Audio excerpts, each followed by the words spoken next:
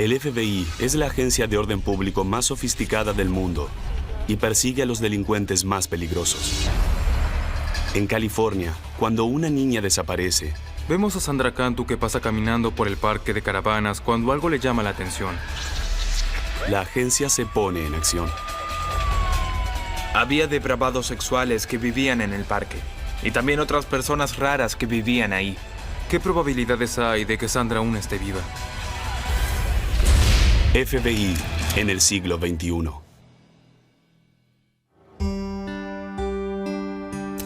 Inocencia robada. 27 de marzo del 2009. En el pueblo obrero de Tracy, en California, Sandra Cantu, de 8 años, regresa a su casa de la escuela. Por las tardes, esta alumna de segundo año sale a golpear las puertas en busca de algún amigo con quien jugar en el parque de caravanas donde vive. Bueno, aquí solo viven unas 100 personas, así que es una comunidad muy pequeña. Todos los habitantes se conocían y todos confiaban en los demás.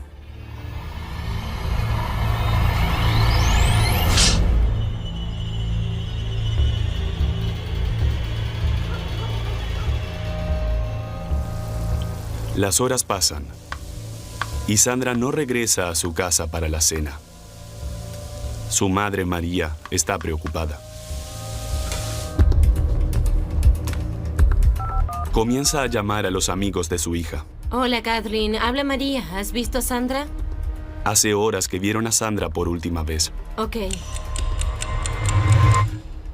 María siempre les decía a los niños que no salieran del parque de caravanas y ellos no salían.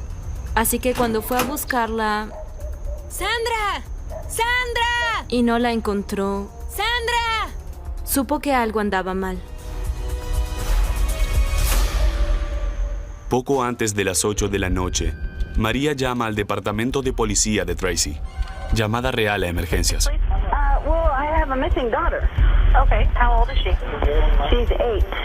When's the last time you saw her? Oh, it was about 3. She told me she was going over to this one girl's to play, and she hasn't been home. And I went looking all over. Hay un 72% de probabilidades de encontrar a un niño perdido dentro de las primeras horas. Luego, con cada hora que pasa, hay cada vez menos. Son estadísticas. La nueva jefa de policía de Tracy, Janet Thiessen, no puede dejar de pensar en eso. A pesar de que hace menos de 2 meses que está en el departamento de policía de Tracy, tiene mucha experiencia y teme por la vida de Sandra. Según las estadísticas, si un niño es secuestrado, se trate de una persona conocida o no, y ese niño es asesinado, lo más probable es que pase dentro de las primeras 3 horas del secuestro.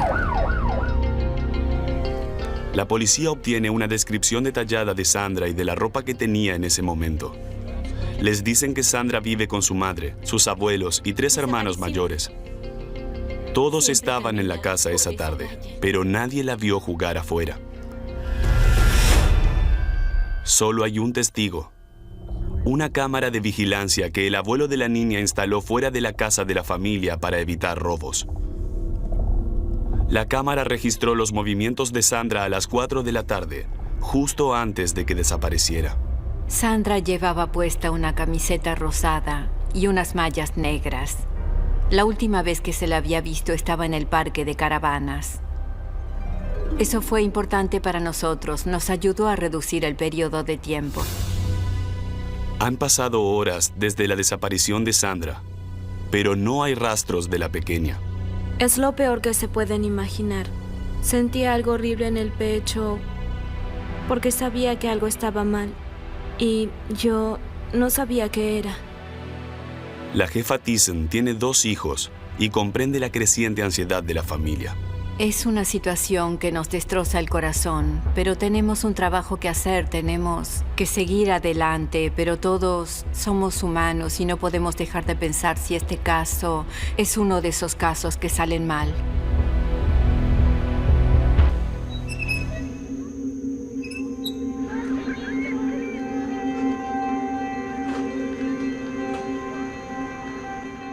A medida que amanece, muchos voluntarios comienzan a recorrer el vecindario en busca de Sandra. No hay sospechosos y nadie ha visto ningún vehículo. La policía de Tracy no sabe cómo seguir. Emiten un boletín urgente sobre la niña desaparecida, el cual alerta a la unidad de despliegue rápido del FBI encargada del secuestro de menores. Compuesta por los mejores expertos en secuestro de menores del mundo, esta unidad puede movilizarse hasta cualquier parte de los Estados Unidos en solo 4 horas. El líder del equipo, el agente especial Joseph Bryan y sus colegas se dirigen a Tracy en cuanto reciben la llamada de alerta. Cuando respondimos a la llamada del departamento de policía de Tracy, nos preguntamos qué probabilidades hay de que Sandra aún esté viva. Según las estadísticas, el 97% de los niños secuestrados ya han sido asesinados a esa altura. Pero nuestro trabajo, tanto del FBI como de la policía, era concentrarnos en el 3% restante porque era posible que aún estuviera viva. Por primera vez en su carrera de 15 años, el agente especial Bryan puede ver bien de cerca la importancia de lo que está en juego, gracias al video que registró los últimos momentos de Sandra. Ver a la víctima es algo que como agentes del FBI no podemos hacer con mucha frecuencia, y eso me afectó mucho emocionalmente. El caso conmueve de manera particular al agente especial Todd Davis. Yo tengo 3 hijas, así que me afecta mucho cuando desaparece un niño. Me concentro tanto en eso que me olvido de comer. Cuando voy a casa tampoco puedo dormir. Es algo que no me puedo quitar de la cabeza. La prioridad del FBI es interrogar a todos los habitantes del vecindario. Pero se dan cuenta rápidamente de que la popularidad de Sandra convierte a todos en sospechosos. ¿Y cómo estuvo tu día? Bien. Hablaba con todo el mundo. Siempre preguntaba si podía ayudar a arreglar el jardín o a cocinar. Le gustaba cocinar. Sandra era muy cariñosa. Su personalidad te robaba el corazón y ella tenía una sonrisa hermosa. Siempre estaba sonriendo. Al igual que la mayoría de los niños del lugar, a Sandra le permitían andar por el parque libremente y todo el mundo le abría las puertas a esa pequeña encantadora que siempre sonreía. Sandra iba a casi todas las caravanas y conocía a casi todo el mundo. Así que eso nos dificultó un poco el trabajo, porque todas las casas tenían que ser investigadas. Se colocan puestos de control alrededor del área y se revisan todos los vehículos. Los investigadores no tienen ninguna pista sólida hasta que reciben un dato de una vecina preocupada, la madre de la mejor amiga de Sandra. Esta vecina le envía un mensaje de texto a la madre de Sandra para decirle que le robaron una maleta de la entrada de su casa casi a la misma hora en la que desapareció la pequeña. Este incidente podría no estar relacionado con su desaparición, pero a los investigadores les preocupa. El vecindario limita con la autopista 205, la cual conecta el área de la bahía con el pueblo de Tracy.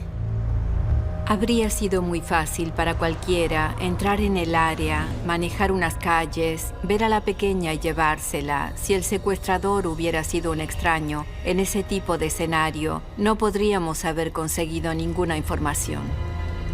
El FBI se pregunta quién puede ser el secuestrador de Sandra. La unidad de análisis del comportamiento nos dijo que principalmente debíamos buscar a hombres que conocieran a Sandra y que vivieran en el parque de caravanas. Así que empezamos a investigar a las personas que habían tenido contacto con ella en los últimos años, en especial hombres adultos.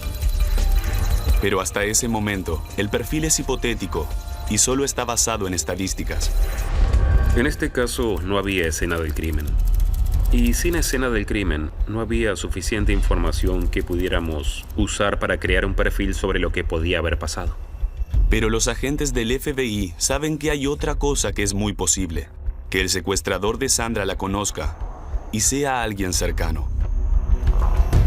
Uno nunca sabe qué secretos pueden esconder todas las personas que uno considera amigas. El detective de la policía de Tracy, Tim Bauer, está en el equipo de investigación. Ya ha estado en este vecindario por otros casos y reconoce a la familia de Sandra. Al igual que todos los demás, no podrá descansar hasta encontrar a la niña. Este es el tipo de caso en el que uno no puede dejar de pensar, ni siquiera cuando se va del trabajo. Y uno querría estar buscando al niño perdido las 24 horas del día. El FBI trabaja en conjunto con el Departamento de Policía de Tracy para armar rápidamente un centro de operaciones de emergencia. Usamos unos 65 agentes del FBI y unos 26 detectives del departamento. Teníamos un grupo de personas que analizaban las pistas a medida que ingresaban por 3 computadoras distintas. Departamento de Tracy. Cada segundo cuenta. Y los investigadores quieren que la mayor cantidad posible de personas se enteren del caso. Departamento de Tracy. Todo era un caos. Hablamos con los medios para que todos vieran su fotografía y así las personas la reconocieran. Si es que la veían, queríamos a nuestra pequeña en casa. No se escatiman recursos. Los investigadores disponen de helicópteros con imágenes térmicas, equipos de buceo, perros sabuesos y voluntarios que patrullan el área a pie. Fue una de las 2 búsquedas de personas perdidas más grandes que se hicieron en California. Había entre 200 y 250 personas buscando a Sandra. Muchos oficiales de policía nos decían que era como si estuvieran buscando a su propia hija. Sandra se convirtió en la hija de Tracy. Las esperanzas de todos empiezan a desvanecerse cuando un equipo de búsqueda encuentra en el basural del pueblo una camiseta rosada igual a la que tenía Sandra. Los investigadores le comunican a la familia su descubrimiento. Luego de hablar otra vez con la familia, descubrimos que no era de la misma talla. Todos sentimos un gran alivio porque, para la investigación, seguíamos asumiendo que Sandra seguía con vida. Los investigadores saben que si Sandra aún está con vida, no tienen mucho tiempo. Repasan las últimas imágenes de la niña en busca de la más mínima pista. Parece que está caminando hacia su casa, pero de repente gira la cabeza hacia la derecha y camina en otra dirección. Creo que miré las imágenes unas 40 o 50 veces para intentar descubrir qué podría haberle llamado la atención. En la filmación no se ve nada más, hasta que pasa un vecino en auto 8 minutos después. Los investigadores interrogan a los residentes del vecindario que tengan algún antecedente criminal. Quiero hacerles una pregunta. La lista de los posibles sospechosos es muy extensa. Domingo. Había depravados que vivían en el parque. Personas en libertad condicional, en libertad bajo palabra, y también otras personas raras que vivían ahí. En estas situaciones en particular, intentamos recordar que si bien estamos buscando delincuentes sexuales, según las estadísticas, solo el 2% está registrado como tal. Esto no significa que no sean delincuentes, sino que no los hemos capturado la primera vez y por lo tanto no tienen antecedentes de arresto. La policía quiere hablar con un hombre que hace 2 años se acercó a Sandra en la piscina del vecindario. En la piscina, este hombre le había quitado el cabello del rostro a Sandra y la había besado en la boca. Eso nos preocupó. El hombre admite haberla besado, pero les dice a los investigadores que solo fue un gesto de cariño inofensivo. No tiene antecedentes criminales, pero hace una confesión inquietante. Nos dijo que tenía fantasías sexuales con niñas pequeñas y sus fantasías se concentraban en niñas de entre 9 y 10 años, así que eso lo convirtió en sospechoso. Pero este hombre no es el único sospechoso del lugar. En la tarde en que Sandra desapareció, el encargado del parque se encontró con el conductor de un camión de helados desconocido, que hablaba con los niños cerca de la casa de Sandra. Hola, ¿qué tenemos aquí? Hola, ¿me da uno de chocolate? Claro que sí.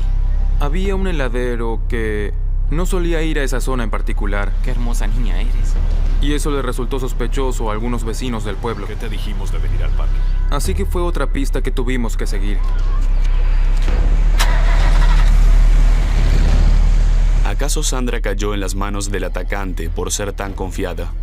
Sandra era una niña muy cariñosa. Pensamos que estos hombres podrían haberse aprovechado de su personalidad amigable para cumplir sus propios fines. Cae la noche y todavía no hay ninguna pista sólida. El pueblo de Tracy se reúne para una vigilia a la luz de las velas. La comunidad demostró mucho amor y apoyo. Dejaron muchos animales de peluche. Cientos y cientos de animales de peluche en memoria de Sandra. Los investigadores también van a brindar su apoyo y a buscar sospechosos. La pacífica ceremonia se interrumpe cuando una mujer se acerca desesperada a los agentes del FBI. ¡Encontré algo! ¡Encontré algo! Gritaba, encontré algo. Dice Cantu. Así que yo, otros agentes y uno de los oficiales de policía la seguimos. Estaba muy alterada, no dejaba de gritar todo el tiempo. Cuando llegamos a la parte en la que están las casillas de correo del complejo, apuntó a un lugar y nos dijo, está ahí. ¡Está ahí! ¡Lo vi aquí en la hierba! Los investigadores recogen la nota, que tiene un mensaje escalofriante. La nota decía, Cantu está en una maleta robada en el agua entre Bachet y Whitehall. Firma testigo. A Thomas Testa, fiscal auxiliar de distrito del condado de San Joaquín, la nota le parece sospechosa. Lo más interesante de esta nota era que parecía que las palabras estaban mal escritas a propósito. Por ejemplo, una palabra simple como en. Un experto del FBI vio la nota y en su opinión el autor trataba de camuflar su escritura, su forma de escribir. ¿La nota es verdadera o alguien está intentando despistar a la policía? Los investigadores no pueden correr riesgos. Al amanecer, los agentes ordenan una búsqueda inmediata en los estanques que están cerca de la dirección escrita, a unos 3,5 kilómetros del parque. La intersección limita con un río y una granja de lácteos, y hay varios estanques donde se escurren los desechos del ganado. Los investigadores no saben bien dónde buscar. En los estanques era muy difícil buscar por las aguas residuales que desembocaban ahí y que venían de la granja. Era imposible que los buzos encontraran algo. Los investigadores no saben con certeza si el cuerpo de Sandra está en el estanque. Tienen muchas preguntas y acuden a quien encontró el mensaje para pedirle ayuda. Melissa Huckabee, de 28 años, es la misma vecina que denunció una maleta robada de su entrada el mismo día en que desapareció Sandra. Melissa, amiga de la familia, es una madre soltera que cría a su hija de 5 años en la casa de sus abuelos. Su hija es la mejor amiga de Sandra. Su hija jugaba con Sandra y su familia siempre iba a la iglesia. Su abuelo era el pastor de la iglesia que había a la vuelta de la esquina. Este versículo de la Biblia. Y ella enseñaba ahí. Así que como familia nos sentíamos seguros con ella cerca. Pero a los agentes les resulta sospechosa la intervención de Melissa y buscan más en profundidad. A pesar de que no tenía el perfil de las personas buscadas en este tipo de casos, el hecho de que se hubiera metido en la investigación y el hecho de que su historia no fuera creíble nos llamó la atención. Melissa tiene una coartada parcial.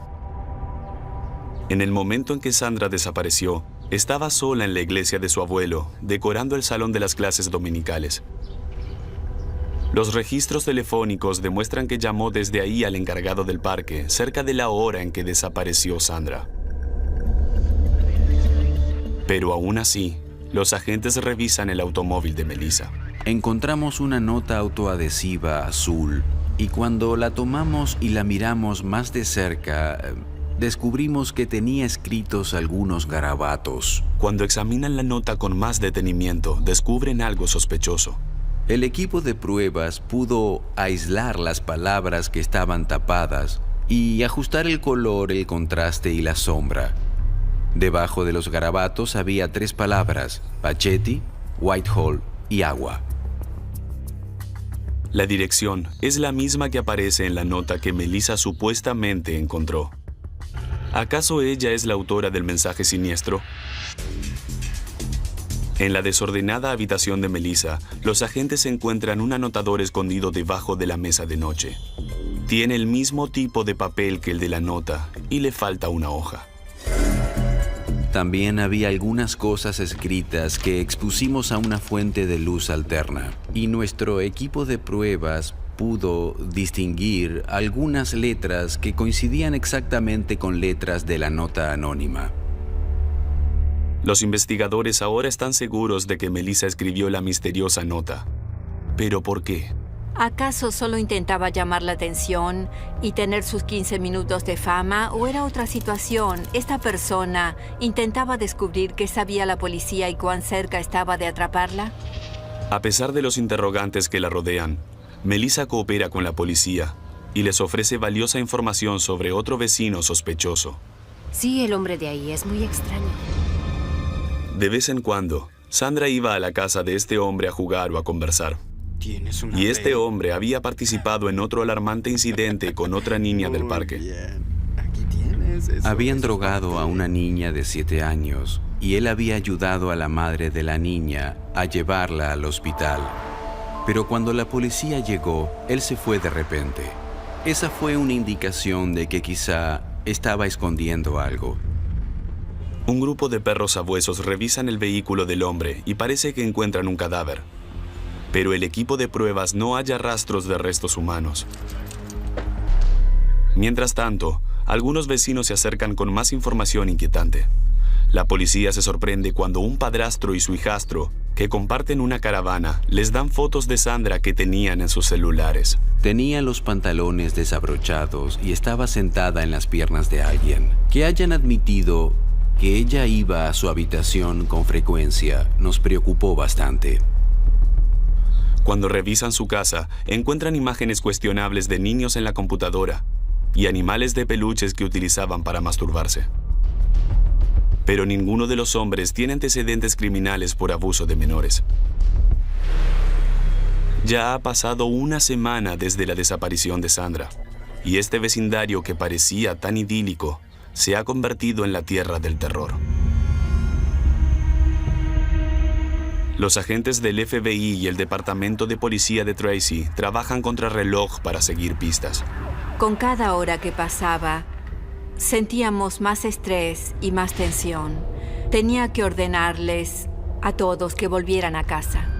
Los investigadores necesitan reducir la lista para poder encontrar a un sospechoso. Deciden utilizar un detector de mentiras.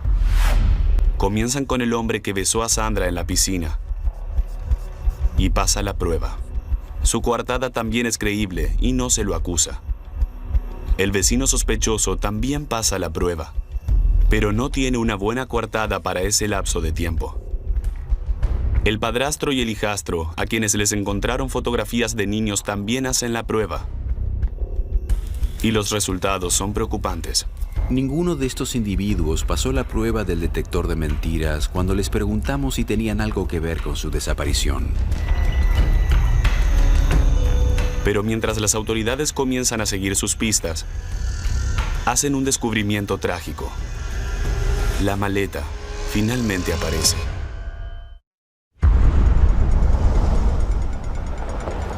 Ya han pasado 11 días desde que Sandra Cantu, de 8 años, desapareció de su casa en Tracy, California.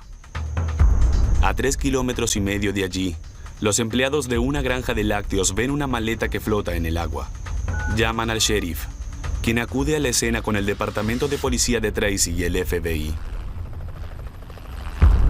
Si estaba ahí, queríamos saberlo, pero al mismo tiempo no queríamos abrirla en la escena, porque queríamos proteger la integridad de lo que hubiera adentro. Cabellos, fibras y demás pruebas que pudieran llevarnos a la persona que lo había hecho, si es que Sandra realmente estaba en la maleta. La maleta no tiene ninguna marca que la identifique, pero las cremalleras están amarradas con una cuerda blanca delgada. El equipo de pruebas se mete en las aguas residuales, toma la valija y la coloca en una bolsa para cadáveres. Lo primero que nos llamó la atención fue el peso de la maleta. Era obvio que había algo dentro de ella. Cuando empezamos a quitar la bolsa para cadáveres, podíamos sentir el olor de la muerte. Los investigadores le entregan la bolsa al médico forense del condado de San Joaquín. El especialista corta cuidadosamente la cuerda blanca que sujeta las cremalleras y abre la maleta. Adentro hay una niña en posición fetal. Los registros dentales y su vestimenta confirman lo que los investigadores no quieren oír. Es Sandra Cantu. Fue un golpe para todos. Hasta ese momento creíamos que aún estaba viva. Tenemos que encontrarla, aún está viva, podemos encontrarla, hay que encontrarla. Pero ahora ya no. Sandra está vestida con la misma ropa que tenía cuando desapareció. Los informes toxicológicos revelan que la drogaron con benzodiazepina, un poderoso sedante. Su cuerpo no tiene heridas evidentes, ni rasguños, ni moretones, ni cortes, excepto una pequeña herida en el interior del labio inferior. El investigador determina que la sedaron y luego la ahogaron antes de arrojarla al estanque. Pero hay algo más. El doctor determinó que abusaron de ella sexualmente y, al principio, estaba confundido por el ángulo en que se había cometido el abuso y determinamos que lo había hecho con un objeto extraño. Luego de abusar de ella, el asesino de Sandra volvió a vestirla. Lo que esto sugería era que era una persona que conocía a Sandra y quizás sintió remordimiento y quiso que se viera presentable. El agente especial Marcus Knudson se queda junto al cuerpo de Sandra mientras le toman radiografías y la llevan a la morgue. Knudson tiene una hija y no puede soportar la idea de que Sandra se quede otra vez sola en la oscuridad. Duele mucho porque era una niña pequeña. Tenía toda la vida por delante. ¿Por qué? ¿Por qué quitarle la vida a una niña? El caso se ha convertido oficialmente en una investigación por asesinato. Pero antes de que las autoridades comiencen, la jefa Thyssen tiene que cumplir con la tarea de informárselo a la familia de Sandra. Es muy duro ver que le ha pasado algo así a un niño. Nunca es fácil decirle a alguien que su hijo murió. La familia de Sandra no está preparada para oír esta noticia. Cuando vinieron a decirnos que habían encontrado a Sandra,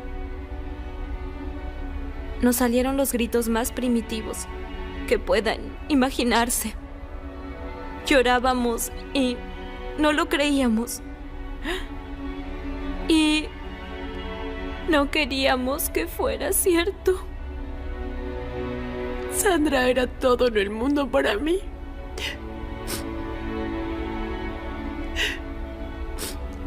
Era mi hermosa hija.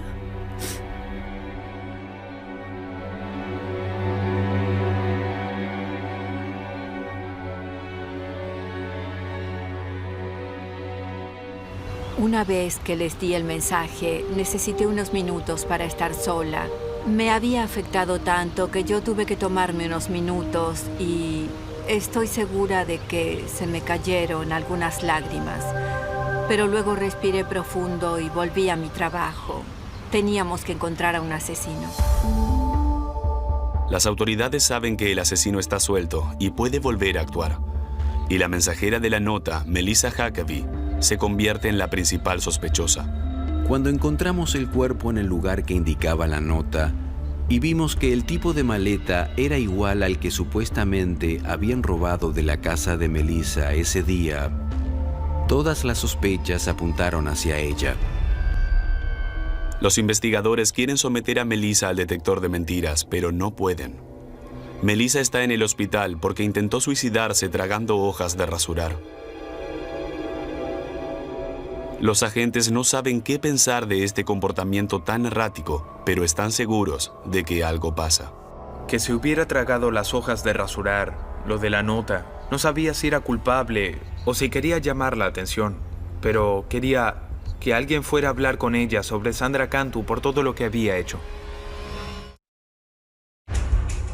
Los investigadores comienzan a recolectar pruebas en contra de Melissa Huckabee. Interrogan a su familia y descubren que Melissa tiene un lado oscuro. 3 meses atrás, no admitió su culpabilidad cuando se la acusó de un robo menor en una tienda. 2 años antes de eso, en su antigua casa en La Palma, California, hubo 2 misteriosos incendios intencionales. A pesar de que era sospechosa, no se le presentaron cargos.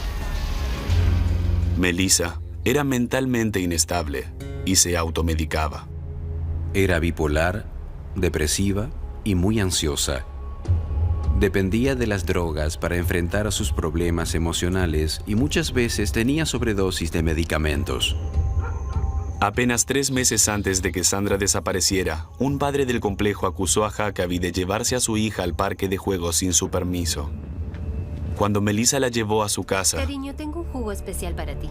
la niña tenía un comportamiento extraño. Bébelo todo. Le costaba hablar bien. No te preocupes por el olor, es delicioso. No podía controlar sus músculos porque se adormecían y estaba como somnolienta. La madre de la niña y su novio la llevaron al hospital. Los análisis revelaron que tenía benzodiazepina en el torrente sanguíneo. Melissa negó haber herido a la niña y no se le presentaron cargos en ese momento. Los agentes esperan que esta vez Melissa no tenga tanta suerte. Y afortunadamente aparece un exmiembro de la Marina que la vio en el lugar donde encontraron el cuerpo. Encontramos un testigo que vivía en Whitehall Road y que esa noche iba a comer a un restaurante con su esposa. Vio un vehículo, una camioneta pequeña estacionada en dirección al oeste, en el lado norte de la carretera con una de las puertas abiertas. La pareja se detuvo para ver qué pasaba y luego Melissa salió de la cuneta. La vieron venir desde el estanque. Conversaron con ella y pudieron decir la hora exacta en que pasó basándose en la hora en la que cenaron esa noche. La describieron tal cual es, al igual que su vehículo. La franja horaria coincide, pero no hay más que pruebas circunstanciales, y los investigadores necesitan pruebas físicas irrefutables. Obtienen una orden para registrar la iglesia del abuelo de Melissa.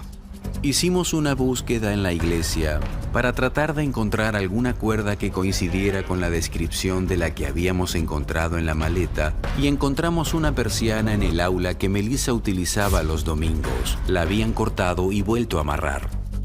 Los investigadores también buscan el objeto que Melissa supuestamente utilizó para abusar sexualmente de Sandra. Recorrimos de lado a lado la iglesia con una fuente de luz alterna para buscar fluidos corporales y sangre. En la cocina encuentran un rodillo de amasar doblado. El rodillo de amasar tenía una mancha roja en un extremo. Así que lo tomaron con guantes, desde luego, lo pusieron en una bolsa e intentaron encontrar huellas digitales en la mancha. Ahora, los agentes deben esperar los resultados del laboratorio para poder proseguir.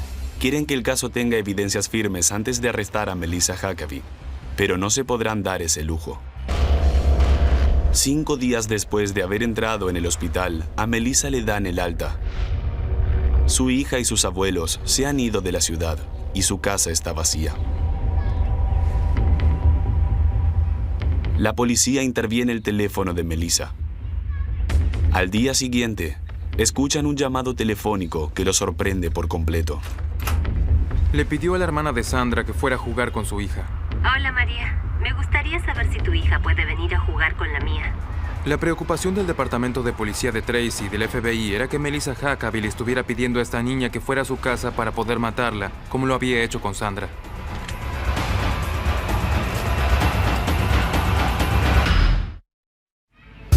...10 de abril del 2009.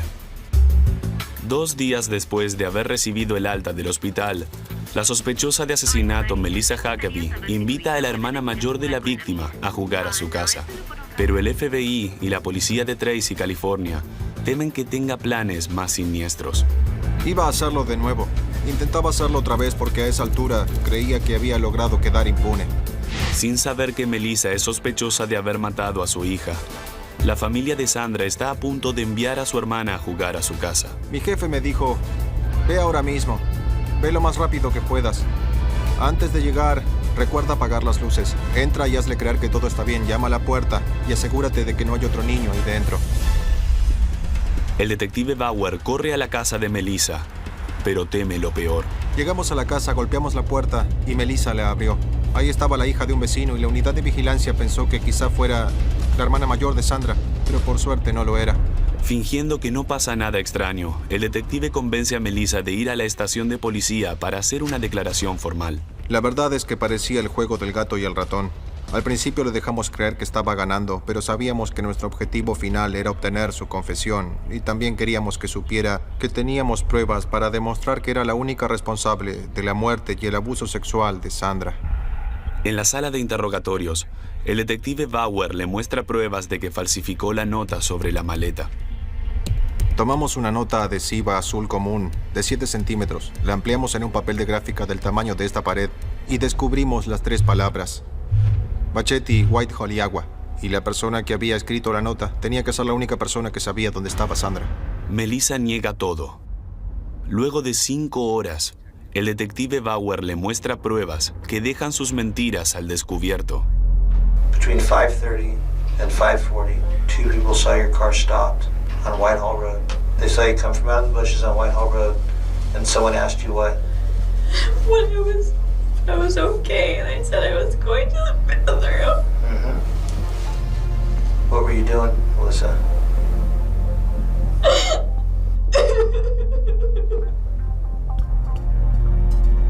It was an accident. I told you it was an accident. I know it was. Accidents happen. Kill her. Just die.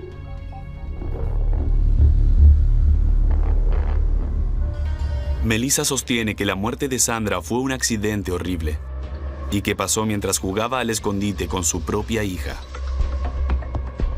Asegura que se distrajo y se olvidó de que Sandra estaba en la maleta. Se dirigió al aula donde daba clase los domingos en la iglesia y comenzó a trabajar. I went to church. I was there. And when I came outside, I looked at my suitcase. I went to take it out and it was heavy. And she was in there. And she wasn't breathing or anything. What did she look like? She looked pale. I thought that I killed her. Huh? I thought that she was dead. And I panicked. So what happened? I tried to wake her up and she wouldn't wake up. Melissa sostiene que intentó realizarle resucitación cardiopulmonar, pero que no funcionó. Volvió a encerrar a la niña en la maleta y decidió esconder el cuerpo en el estanque. And I killed her. I didn't want anybody to think that I had killed her. And I didn't know what else to do. Melissa niega haber abusado sexualmente de la pequeña, pero su confesión parcial es suficiente para que el departamento de policía de Tracy la arreste por el homicidio de Sandra Cantu. Los investigadores le cuentan las sorprendentes noticias a la familia de Sandra. Nos sentimos traicionados al enterarnos que la madre de la amiga de Sandra había hecho esto. Los análisis forenses realizados en las pruebas encontradas en la casa de Huckabee y en la iglesia confirman lo que los investigadores ya saben, que la muerte de Sandra no fue un accidente. Los informes revelan que el rodillo de amasar de metal hallado en la cocina de la iglesia tiene rastros del ADN de la niña. Sandra jamás había estado en esa iglesia, así que su ADN no tenía por qué estar ahí. Era una prueba muy contundente. Comparan la cuerda de la persiana de la iglesia con la cuerda de la maleta. El laboratorio nos envió un informe que indicaba que la cuerda era del mismo tamaño, color, dimensión y material que la cuerda encontrada en la maleta. Un análisis de la computadora de Melissa sugiere que el asesinato de Sandra Cantu fue premeditado. Encontramos un artículo en el que se detallaba la muerte de un niño. Ese niño había sido asesinado por su abuelo, quien lo había encerrado en una maleta que luego lanzó al río. Teniendo en cuenta las pruebas de esta investigación, parecía premeditado. Fue una lamentable oportunidad que se le presentó y ella la aprovechó. Las pruebas forenses son la pieza final del rompecabezas. Las autoridades las utilizan para armar una línea de tiempo de lo que le sucedió a Sandra, comenzando por la filmación de la cámara de vigilancia. A las 4 de la tarde, Sandra desapareció de la pantalla en dirección a la casa de Melissa. Sandra, ven aquí conmigo. Hola. Ven aquí, vamos. ¿Quieres ayudarme a decorar la iglesia? Claro. Ok, vamos, súbete. 8 minutos después, pasa el auto de Melissa.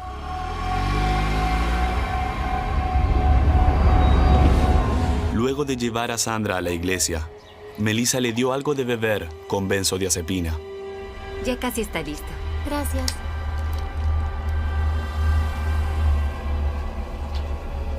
Aquí tienes. Vamos, bébelo todo.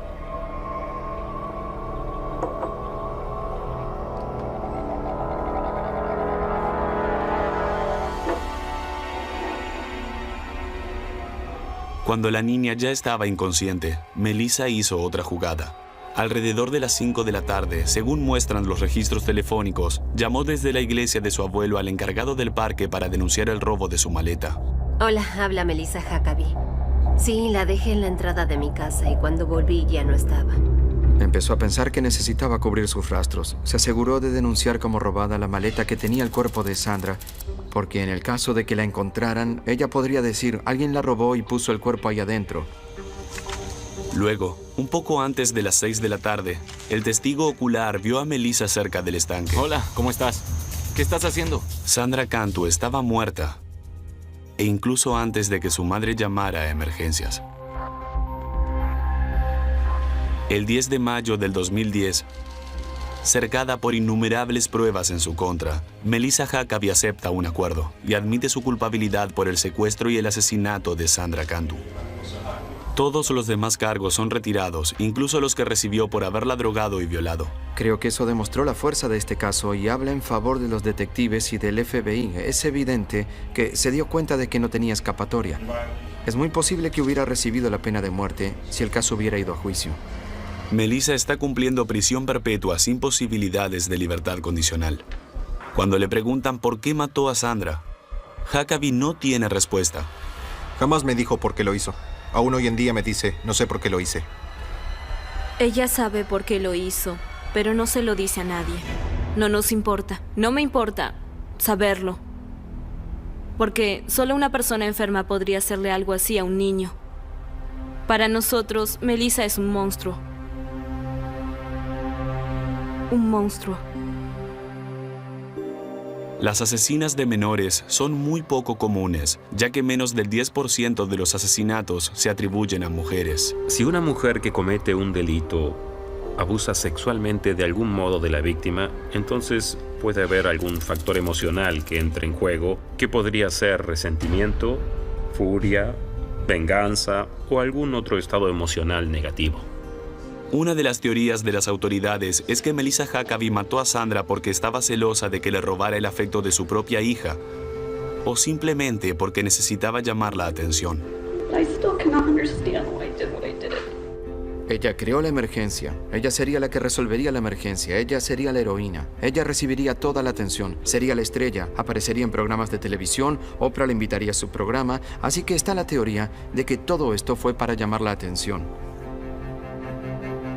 Sandra Cantu puede haber desaparecido de las cámaras, pero jamás desaparecerá de los corazones de quienes atraparon a su asesina.